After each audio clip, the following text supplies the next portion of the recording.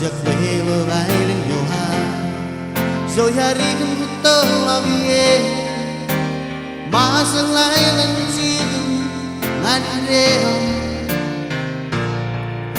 giấc mê mơ bay lên nhiều hà rồi hari kan betul lagi masa lain situ ngade yeah so